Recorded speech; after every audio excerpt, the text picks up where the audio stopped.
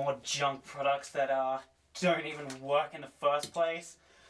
This hairdryer just randomly destroyed itself. Oh wow, it lasts so long. It was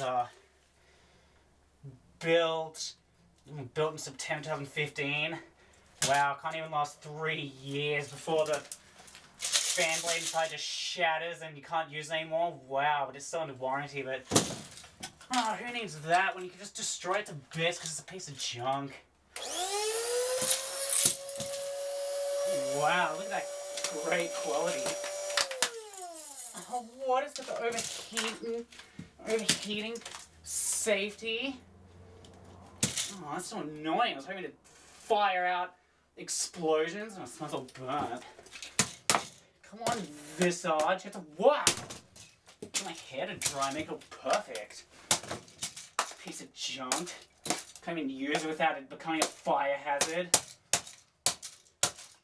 Man, imagine if that happened when drying your hair and you thought you're just too late and all the hot air, the smoke blasts out over you and sets the entire house on fire. How is the case so tough? Open up, Visage. Piece of junk. I'm sure everyone's gonna get so angry at me for destroying this, even though it is a complete piece of junk that broke on its own. I didn't use it.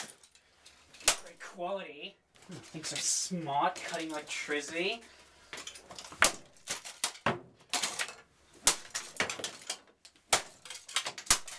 Wow, that's great build quality. This is a product I put so much money toward because it looks extra safe. Looks like it's gonna break. I'm sure if you took it back under warranty, they'd make up some excuse why it's not covered. That powerful motor. So much heat. Piece of junk.